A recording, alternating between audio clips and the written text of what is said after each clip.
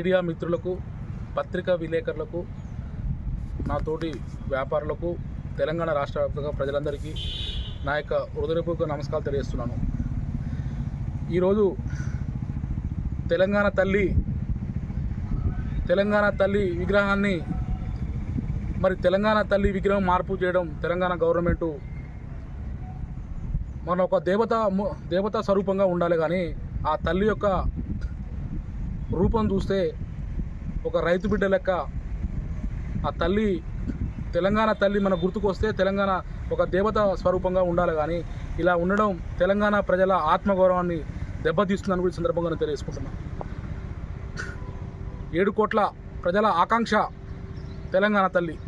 ఆ తెలంగాణ తల్లి చూస్తే మన గుర్తుకొచ్చేది ఒక కిరీటము, ఆ తల్లి బంగారు నగలతోని చక్కటి రూపం, చక్కటి సౌందర్యం, చక్కటి ప్రజల మనోభావాలు దెబ్బతీస్తుందని సందర్భంగా తెలియజేసుకుంటున్నా.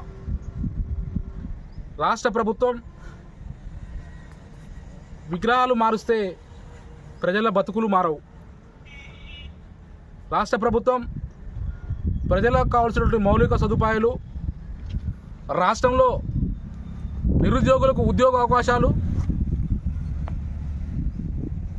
రైతులకు ఉపయోగపడేటువంటి కార్యక్రమాలు చేస్తే ప్రజలు చాలా ఉపయోగపడుతుంది. అదేవిధంగా ఎంతోమంది గురుకుల పాఠశాల కానీ విద్యార్థులు కానీ కలకాలం జరుగుతున్నాయి. వాళ్ళకి నాణ్యతమైనటువంటి ఆహారము అందించాలి.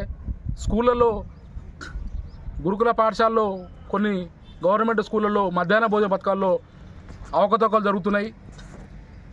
ప్రజలకు మంచి పోషకాహారం అందించేలా రాష్ట్ర ప్రభుత్వం నిర్ణయం తీసుకోవాలి. గత కొన్ని రోజులుగా చూస్తున్నాం, కలకలం రేపుతున్నాయి స్కూళ్ళల్లో కూడా. రాష్ట్ర ప్రభుత్వం రైతులకు, ప్రజలకు, నిరుద్యోగులకు ఉద్యోగ అవకాశాలు కల్పిస్తే బాగుంటుంది.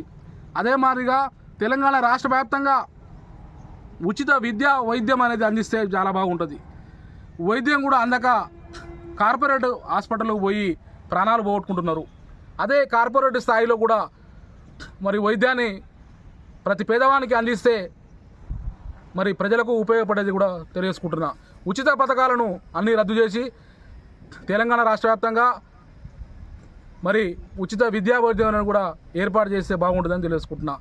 తెలంగాణ తల్లి అనేది ఒక మనకు ఆరాధ్య దైవంగా ఆరాధిస్తాం.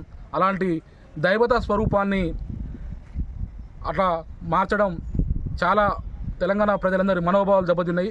కావున గౌరవమైనటువంటి రాష్ట్ర ముఖ్యమంత్రి గారు రేవంత్ రెడ్డి గారు మరొకసారి ఆలోచించి తెలంగాణ తల్లి దేవత స్వరూపంగా మార్చాలని కోరుకుంటూ, ఇక్కడికి వచ్చినటువంటి మా మిత్రులు, రియల్ ఎస్టేట్ వ్యాపారులు, పేరున పట్టణ అధ్యక్షుడు జలసత్యం గౌడ్ గారికి, జిల్లా గౌరవ సలహాదారుడు దేవత్ కిషన్ నాయక్ గారికి, జిల్లా కోశాధికారి పాలశైలి గారికి, ప్రధాన కార్యదర్శి వెన్నా శ్రీనివాసరెడ్డి గారికి, ఇక్కడ పట్టణ అధ్యక్షుడు కొత్తపల్లి వెంకన్న గారికి, మారయ్య గారికి, మల్లయ్య గారికి, ఆకుల మారయ్య గారికి, మన జిల్లా కార్యదర్శి మండాది గోవర్ధన్ గారికి పేరున వారి యొక్క నా యొక్క హృదయపూర్వక నమస్కారం తెలియజేసుకుంటూ సెలవు తీసుకుంటున్నా.